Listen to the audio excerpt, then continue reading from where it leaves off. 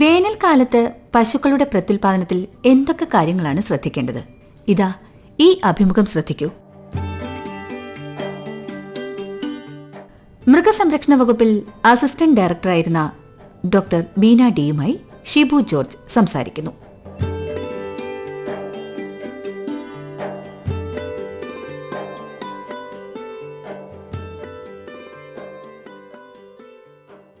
Doctor Beena, വേനൽക്കാലത്ത് പശുക്കളിൽ stress ഉണ്ടാവാറുണ്ട്, സമ്മർദ്ദം വരാറുണ്ട്. പ്രത്യുൽപാദനത്തിന് വേണ്ടി നമ്മൾ കുത്തിവെപ്പാണല്ലോ ചെയ്യുന്നത്. അപ്പം ഇതിൻ്റെ ഒരു സ്ഥിതി വേനൽക്കാലത്ത് എന്തുവാണ്? അത് സക്സസ്ഫുള്ളി മറ്റേ സമയത്ത് മാതിരി ഇപ്പോഴും അത് മുന്നോട്ട് കൊണ്ടുപോകാൻ സാധിക്കുമോ, അതോ പ്രശ്നങ്ങൾ വരാറുണ്ടോ? തീർച്ചയായിട്ടും നമ്മൾ വേനൽക്കാലത്ത് കർഷകരെ സംബന്ധിച്ചതൊരു ദുരിതകാലം തന്നെ, വറുതിക്കാലമാണ്. ഒന്നാമത് പുല്ലിൻ്റെ ലഭ്യത കുറവ്, വെള്ളത്തിൻ്റെ ലഭ്യത കുറവ്, അങ്ങനെയൊക്കെ വരുമ്പോൾ ഈ കന്നുകാലികളെ വളർത്തിയെടുക്കാൻ കർഷകർ വളരെയേറെ ബുദ്ധിമുട്ടുന്നു. പാലുൽപാദനം കുറയുന്നുണ്ട്. അപ്പോൾ അങ്ങനെ ഒത്തിരി ഒരു ബുദ്ധിമുട്ടുന്ന ഒരു സമയമാണ് സാധാരണ ഈ വേനൽക്കാലം എന്ന് പറയുന്നത്. അപ്പോൾ നമുക്കറിയാം, വേനൽക്കാലത്ത് ഇതിന് കൃത്രിമ ബീജദാനം നടത്തി ഈ പശുവിനെ ഗർഭിണിയാക്കുക എന്ന് പറഞ്ഞാൽ അതിലും വലിയൊരു ടാസ്ക്കാണ്. കാരണം പേര് പറയുന്ന പോലെ ആർട്ടിഫിഷ്യൽ ഇൻസെമിനേഷൻ അല്ലെങ്കിൽ കൃത്രിമ ബീജാദാനം എന്നാണ് പറയുന്നത്. എന്ന് പറയുമ്പോൾ നാച്ചുറൽ അല്ലാത്ത, അതായത് പ്രകൃതിയാ ഉള്ളതല്ലാത്ത ഒരു ആർട്ടിഫിഷ്യൽ എന്ന് വെച്ചാൽ കൃത്രിമമായ സാഹചര്യത്തിൽ നമ്മൾ ഈ പശുവിൻ്റെ ഗർഭാശയത്തിൽ ഒരു നിശ്ചിത സമയത്ത് തന്നെ ഈ ബീജ തന്മാത്രകളെ നിക്ഷേപിച്ച് അത് പിന്നെ ഗർഭം ധരിക്കുകയാണ് നമ്മൾ ഈ കൃത്രിമ ബീജാദാനം എന്ന് പറയുന്നത്. അപ്പോൾ ഈ കൃത്രിമ യാഥാർത്ഥ്യമാകണമെങ്കിൽ പശുവിൻ്റെ ഭാഗവും ഓക്കെ ആയിരിക്കണം, ഈ കുത്തിവെക്കുന്ന ബീജത്തിൻ്റെ കാര്യം ഓക്കെ ആയിരിക്കണം, അതുപോലെ തന്നെ ഈ കുത്തിവെപ്പ് നടത്തുന്ന ടെക്നീഷ്യൻ നല്ല പരിചയസമ്പന്നൻ ആയിരിക്കണം. അപ്പോൾ ഇതെല്ലാം കൂടെ ഒത്തു വന്നാലേ ശരിക്കും പറഞ്ഞാൽ കൃത്രിമ ബീജാദാനം എന്നുള്ള കൺസെപ്റ്റ് ഒരു കർഷകനെ സംബന്ധിച്ച് ഫലവത്താവുകയുള്ളൂ. അത് പ്രത്യേകിച്ചും വേനൽക്കാലം ആകുമ്പോൾ ഇതിനകത്ത് ഒത്തിരി ഘടകങ്ങളുണ്ട്. വേനൽക്കാലത്ത് പശുക്കൾ പൊതുവെ തീറ്റയ്ക്ക് മടി കാണിക്കും. സ്വാഭാവികമായിട്ടും ചൂട് കൂടുമ്പോൾ അവയുടെ വായിൽ നിന്നും ഉമിനീരൊലിക്കും, കിതപ്പ് അല്ലെങ്കിൽ അണപ്പ് കാണിക്കും, പാലുൽപാദനം കുറയുന്നു. ഇത്തരം കാര്യങ്ങളൊക്കെ സാധാരണ വേനൽക്കാലത്ത് പശുക്കൾ കാണിച്ചു വരുന്ന കാര്യങ്ങളാണ്. അപ്പം ഈ കാര്യങ്ങളെല്ലാം വരുമ്പോൾ ഇത് പശുവിന് ഈ അത്യുഷ്ണം എന്ന് പറയുന്ന ശരീര സമ്മർദ്ദത്തിന് കാരണമാകും. അപ്പം ഇത്തരം ശരീര സമ്മർദ്ദം വരുമ്പോൾ പലപ്പോഴും മതിയിലെത്തുന്ന പശുക്കൾ ഒരു പക്ഷേ മതിയിലെത്താതെ വരും. അതായത് ഈ ചൂട് കാലത്ത് പശുക്കൾ ഇളകാറില്ല, അല്ലെങ്കിൽ ഹീറ്റിലേക്ക് വരാറില്ല, അല്ലെങ്കിൽ മതിയുടെ ലക്ഷണങ്ങൾ കാണിക്കാറില്ല. സാധാരണ നമ്മൾ ഒരു പശുവിൻ്റെ മതിചക്രം എന്ന് പറയുന്നത് 20 ദിവസമാണ്. അതായത് ഓരോ 20 ദിവസം കൂടുന്തോറും പശുക്കൾ മതിയുടെ ലക്ഷണം കാണിക്കാറുണ്ട്. പക്ഷേ ചൂട് കാലം ആകുമ്പോൾ ചിലപ്പോൾ ഈ മതിയുടെ ഒരു ദൈർഘ്യം, അതായത് ഈ 20 ദിവസം എന്നുള്ളത് ചിലപ്പോൾ കുറയും. 10 15 ദിവസം ഇത് മതിലക്ഷണം കാണിക്കാതിരിക്കാം. അതുപോലെ തന്നെ ചിലപ്പോൾ ഈ മതിയുടേതായ ലക്ഷണങ്ങൾ ഒക്കെ പ്രകടമാക്കാതെ നിശബ്ദ മതി എന്ന് പറയുന്ന ഒരു അവസ്ഥയും ഈ വേനൽക്കാലത്ത് സാധാരണ പശുക്കളിൽ മനസ്സിലാകത്തില്ല. അതെ, കർഷകർക്ക് ഈ ഹീറ്റ് തിരിച്ചറിയാൻ പറ്റാതെ വരുന്നത് കാരണം അവർക്ക് ടൈംലി അതിനെ കുത്തിവെക്കാൻ പറ്റാത്തത് മൂലം കർഷകർക്ക് അതൊരു വൻ സാമ്പത്തിക നഷ്ടത്തിലേക്കാണ് ഈ വേനൽക്കാലത്ത് കർഷകരെ നയിക്കുന്നത്. അത് ഒരു ഘടകമാണ്. വേണം നമുക്ക് മതി അറിയാതെ പോകുന്നത്. ഇപ്പം അറിഞ്ഞാലും വേനൽക്കാലത്ത് മറ്റേ പ്രശ്നങ്ങൾ വരാറുണ്ട്. മറ്റു പ്രശ്നങ്ങൾ വരാം. നമുക്കറിയാം, ഒരു പശു മതിയിലെത്തുന്നത് ഞാൻ നേരത്തെ പറഞ്ഞു കഴിഞ്ഞു 20 ദിവസം കൂടുമ്പോഴാണ്. സാധാരണ 18 മുതൽ 20 ദിവസമാണ് ഒരു മതിചക്രം എന്ന് പറയുന്നത്. ഈ 18 മുതൽ 20 ദിവസം കഴിയുമ്പോൾ ഓരോ പശു മതിയിൽ വരുമ്പോൾ അതിൻ്റേതായ ലക്ഷണങ്ങളും പശു കാണിക്കാറുണ്ട്. അതെല്ലാ കർഷകർക്കും അറിയാവുന്നതാണ്. പശു കരയുകയും ഈറ്റത്തിൽ നിന്നും കുട്ടയുടെ വെള്ള പോലുള്ള അത് ക്ലിയറായിട്ടുള്ള ദ്രാവകം ഒഴുകി വീഴുക, അങ്ങനെ തുടങ്ങിയ വൾവ അല്ലെങ്കിൽ ഈ ബാഹ്യജനനേന്ദ്രിയം വീർക്കുക തുടങ്ങിയ ഒത്തിരി ലക്ഷണങ്ങൾ കാണിക്കാറുണ്ട്. എന്നാൽ ചിലപ്പോൾ ഈ ചൂട് സമയത്ത് ഈ വേനൽ കടുക്കും തോറും ചിലപ്പോൾ ഈ ലക്ഷണങ്ങൾ പുറമെ പ്രകടമല്ലാതെ വരും. അകത്ത് ഒരു പക്ഷേ ഈ ഹോർമോണിൻ്റെ ഫലമായിട്ട് അല്ലെ പ്രവർത്തനങ്ങളുടെ ഫലമായിട്ട് അകത്ത് ഓവുലേഷൻ അല്ലെങ്കിൽ അണ്ടവിസർജനം ഒക്കെ നടക്കുന്നുണ്ടാവും. പക്ഷെ പുറമേക്ക് ലക്ഷണങ്ങൾ പ്രകടമാക്കാതെ വരുന്നത് കർഷകർക്ക് ബുദ്ധിമുട്ടിനിടയാകും. മാത്രമല്ല, അഥവാ ഈ ഒരു പശു അല്ലെങ്കിൽ ഒരു ഗുരു ശരിയായ സമയത്ത് മതിചക്രത്തിലേക്ക് വന്ന് മതിലക്ഷണം പ്രകടമാക്കിയാൽ തന്നെ നമ്മൾ അതിനെ കുത്തിവെക്കുന്നത് അല്ലെങ്കിൽ കൃത്രിമ ബീജാദാനത്തിന് വിധേയമാക്കാൻ ഏറ്റവും പറ്റിയ സമയം എന്ന് പറയുന്നത് അവസാനത്തെ 12 മണിക്കൂറുകളാണ്. ഇത് പലപ്പോഴും കർഷകർക്ക് വേനൽക്കാലത്ത് ഈ നിശബ്ദമതിയോ അല്ലെങ്കിൽ ചെറിയ രീതിയിലുള്ള ലക്ഷണങ്ങൾ കാണിക്കുകയോ ഒക്കെ ചെയ്യുമ്പോൾ ഇത് കർഷകനെ തിരിച്ചറിയാൻ പറ്റാതെ വരുന്നുണ്ട്. അപ്പോൾ ഈ ഒരു ടൈം അല്ലെങ്കിൽ ഈ കൃത്രിമ ബീജാദാനത്തിന് സമയം കർഷകന് തിരിച്ചറിയാതെ വരുന്നത് മൂലം കർഷകന് സാമ്പത്തിക നഷ്ടം ഉണ്ടാവാനുള്ള സാധ്യതയുണ്ട്. അപ്പോൾ ഇത് ഒരു പ്രാവശ്യം തിരിച്ചറിഞ്ഞാലും ഈ മേഡം ആദ്യം സൂചിപ്പിച്ചില്ലേ, ചൂട് സമയമാകുമ്പം പശുക്കൾ അങ്ങനെ സമ്മർദ്ദത്തിലായിരിക്കും, ഒരു ഹീറ്റ് സ്ട്രെസ് കാണും.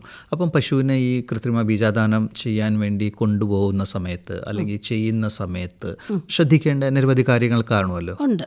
അപ്പോൾ അതെന്താണെന്ന് വെച്ചാൽ നമ്മൾ കഴിയുന്നത് നേരത്തെ പറഞ്ഞ പോലെ ചൂടെന്ന് പറഞ്ഞാൽ അമിത സമ്മർദ്ദം ഉണ്ടാക്കുന്ന ഒരു കാര്യമാണ് പശുക്കൾക്ക്. അപ്പോൾ അങ്ങനെ വരുമ്പോൾ നമ്മൾ ഈ കുത്തിവെക്കാൻ ഉപയോഗിക്കുന്ന ബീജ തന്മാത്രകളിലെ ബീജാണുക്കൾ ഈ ചൂട് കാരണം മരണപ്പെട്ടു പോകാനുള്ള സാധ്യതയുണ്ട്.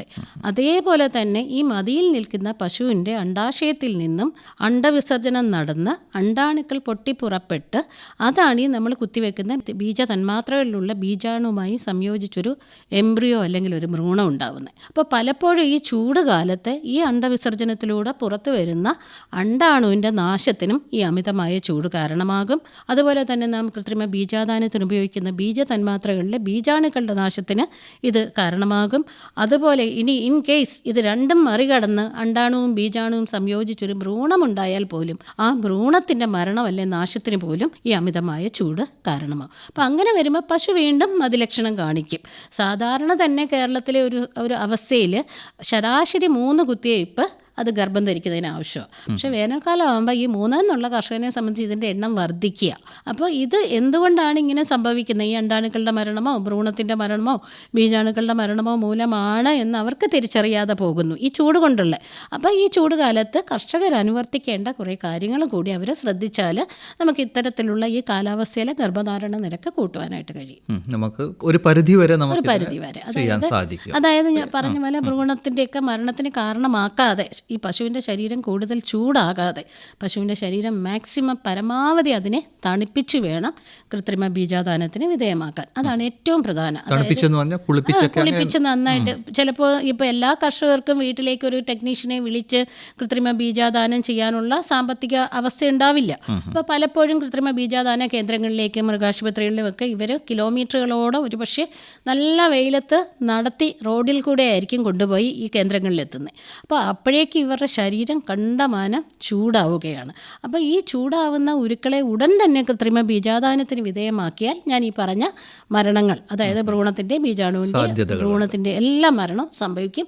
വിചാരിച്ച ഫലം കിട്ടത്തില്ല. അപ്പോൾ ചെയ്യേണ്ടത് എന്താണെന്ന് വെച്ചാൽ ഇങ്ങനെ ദീർഘദൂരം നടത്തി കൃത്രിമ ബീജാദാന കേന്ദ്രങ്ങളിൽ എത്തിക്കുന്ന ഉരുക്കളെ അവിടെ എത്തിയതിന് ശേഷം ശരീരം നന്നായിട്ട് തണുപ്പിച്ച് കുറച്ച് നേരം അവർക്ക് വിശ്രമം കൊടുത്തതിന് ശേഷം മാത്രമേ ബീജാദാനത്തിന് വിധേയമാക്കാൻ പാടുള്ളൂ. പക്ഷേ ഇന്നത്തെ കാലഘട്ടത്തിൽ നമുക്കറിയാം മനുഷ്യരെല്ലാം ധൃതി പിടിച്ച് ഓടുക.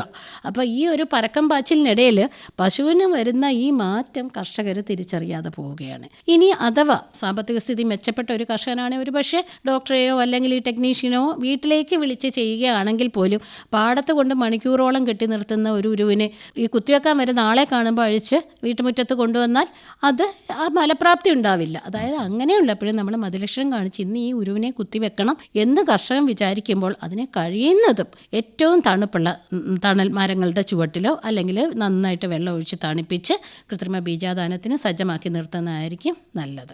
ഇതിൻ്റെ ഏറ്റവും അനുയോജ്യമായ സമയം എന്താണ്? ഇപ്പം എസ്പെഷ്യലി ഈ സമ്മർ സമയത്ത് അല്ലെങ്കിൽ ചൂടുകാലത്ത് ഏത് പശു ആയാലും അത് ഇളകിക്കഴിഞ്ഞാൽ അല്ലെ മതിലക്ഷണം കാണിച്ചു കഴിഞ്ഞാൽ സമയം എന്ന് പറഞ്ഞാൽ കുത്തിവെക്കുന്ന സമയത്ത് അതാണ് രാവിലെയോ വൈകിട്ടോ സാധാരണ ഞാൻ നേരത്തെ പറഞ്ഞല്ലോ അണ്ഡവിസർജനം നടക്കുന്ന സമയം എന്ന് പറയുന്നത് അവസാന മണിക്കൂറുകളാണ്. അതായത് സാധാരണ 18 മുതൽ 24 മണിക്കൂർ വരെ മതിലക്ഷണം കാണിക്കുന്ന ഒരു ഉരുവിനെ അതിൻ്റെ അവസാന നിമിഷങ്ങളിൽ അല്ലെ അവസാന മണിക്കൂറുകളിൽ കുത്തിവെക്കുമ്പോഴാണ് ഗർഭധാരണ സാധ്യത കൂടുതൽ. അതുകൊണ്ടാണ് പണ്ടുള്ള നമ്മുടെ കാരണവന്മാർ പറയായിരുന്നു രാവിലെ പശു മതിലക്ഷണം കാണിച്ചാൽ വൈകിട്ട് കുത്തിവെക്കണം, വൈകിട്ട് മതിലക്ഷണം കാണിച്ചാൽ പിറ്റേ ദിവസം രാവിലെ. അത് ഈ 12 മണിക്കൂർ എന്നുള്ള ആ ഒരു സ്ട്രാറ്റജിക്ക് വേണ്ടിയാണ് പണ്ടുള്ളവർ പറഞ്ഞിരുന്നത്. നമ്മൾക്ക് പഴയക്കാർ പറയുമ്പോൾ ഒക്കെ പുച്ഛമാണേലും അതിൽ ശാസ്ത്രമുണ്ട്. ഈ അണ്ഡവിസർജനം നടക്കുന്ന സമയം എന്ന് പറഞ്ഞാൽ അവസാന മണിക്കൂർ. പക്ഷേ നമ്മുടെ നാട്ടിലെ പശുക്കളിൽ ഇന്നിപ്പോൾ എല്ലാ പശുക്കളും ഈ 24 മണിക്കൂർ കൊണ്ട് മതിലക്ഷണം അവസാനിക്കുന്നില്ല. നീണ്ടു നിൽക്കുന്ന മതി ഒരു തലവേദനയായിട്ട് കർഷകരുടെ ഇടയിലുണ്ട്. അതായത് ചിലപ്പോൾ 3, 4, 5, 6 ഒക്കെ ദിവസം പശുക്കൾ മതിലക്ഷണം കാണിക്കും.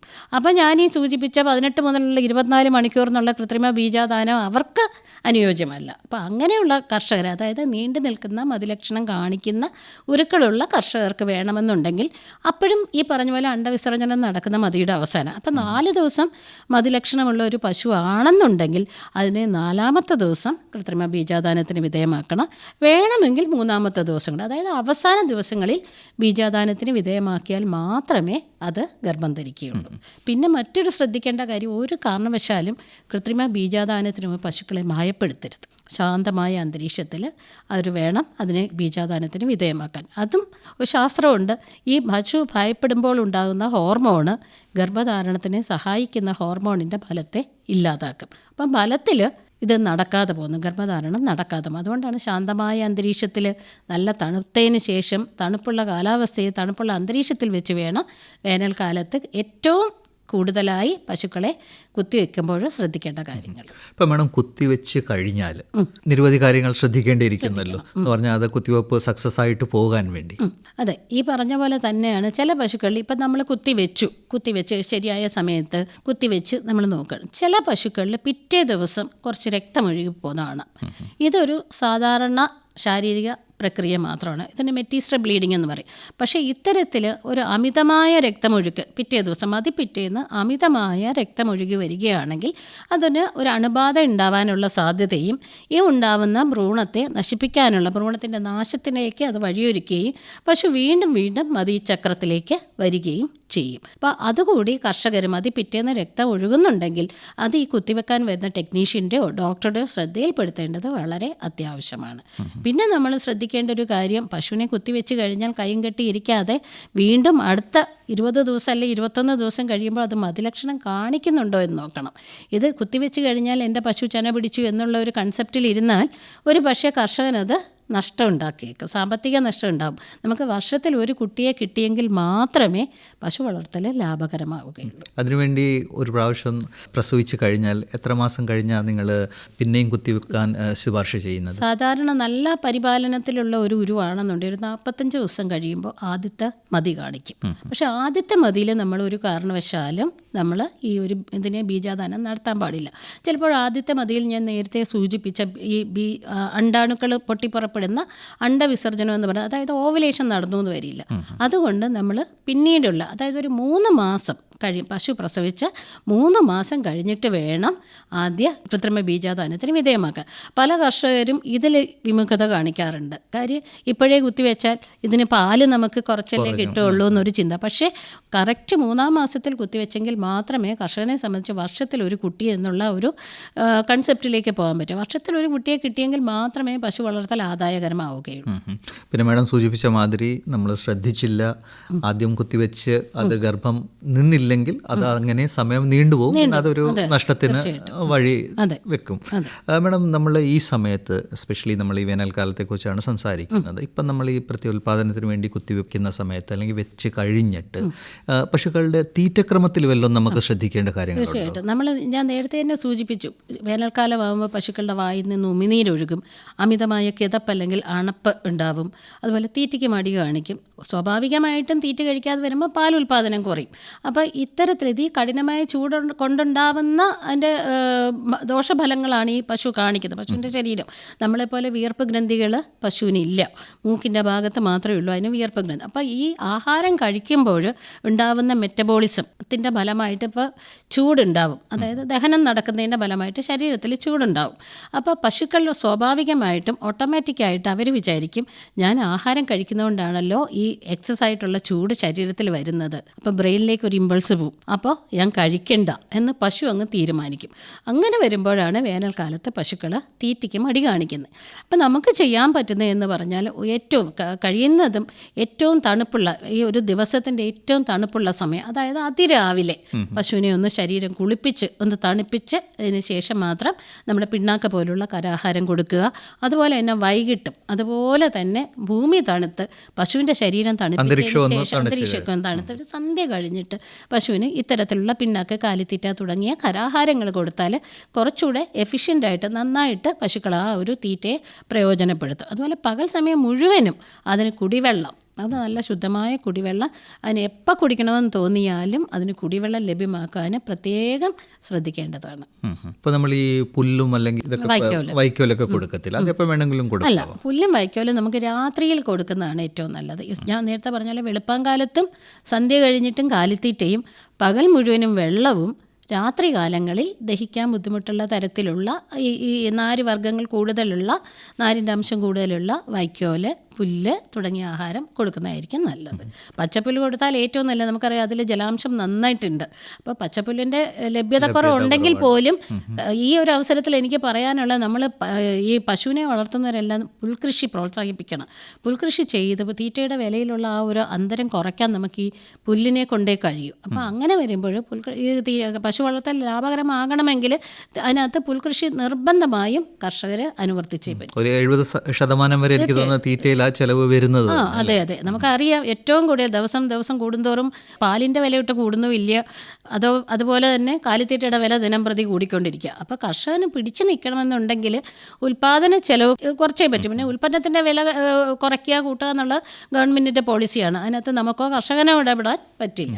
അപ്പോൾ അതുകൊണ്ട് ഉൽപ്പാദന ചെലവ് പരമാവധി കുറയ്ക്കുക. അപ്പോൾ അതിനുവേണ്ടി നമ്മൾ തീറ്റപ്പുൽ കൃഷി മാക്സിമം പ്രോത്സാഹിപ്പിക്കണം. കർഷകർ സൈലേജും യൂസ് ചെയ്യുന്നുണ്ട്. അതെ, സൈലേജ് വളരെ അത് ഈ ഫാം വ്യാവസായിക അടിസ്ഥാനത്തിൽ ഫാം ഒക്കെ നടത്തുന്ന കർഷകർ സൈലേജ് യൂസ് ചെയ്യാറുണ്ട്. പക്ഷേ 1-2 പശുവിനെ വളർത്താൻ മാർജിനൽ ഫാമേഴ്സ് ആണെങ്കിൽ അവർ സാധാരണ പറമ്പിൽ പോയി പുല്ല് പറിക്കുകയോ, വേനൽക്കാലത്ത് സാധാരണ പുല്ലിൻ്റെ ഷോർട്ടേജ് ഉണ്ട് എങ്കിൽ പോലും രാവിലെ ഇറങ്ങും സാധാരണ കർഷകരായ ക്ഷീരകർഷകർ പോയി പുല്ല് പറിച്ചു കൊണ്ടുവന്ന് പശുക്കൾക്ക് കൊടുക്കുന്ന ധാരാളം കർഷകരെ നമുക്കിന്ന് നാട്ടിൻപുറങ്ങളിലൊക്കെ ഇന്നും കാണാം. ഇപ്പം ഡോക്ടർ ബീന നമ്മൾ ചർച്ച ചെയ്ത മാതിരി തന്നെ വേനൽക്കാലത്ത് സ്പെഷ്യലി പശുക്കളെ നമ്മൾ ഇതേമാതിരി പരിപാലിച്ചാൽ, അപ്പോൾ ഈ നമ്മൾ ഈ പ്രത്യുൽപാദനത്തിന് വേണ്ടി കുത്തിവെക്കുമ്പം ശ്രദ്ധിക്കേണ്ട കാര്യങ്ങളൊക്കെ താങ്കളിപ്പം സൂചിപ്പിച്ചിട്ടുണ്ട്.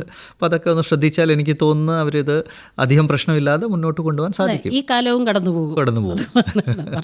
അപ്പം താങ്കൾ പരിപാടിയിലേക്ക് വന്ന് ഇത്രയും കാര്യങ്ങൾ നമുക്ക് ചർച്ച ചെയ്യാൻ സാധിച്ച് വളരെ നന്ദി. Okay, thank you.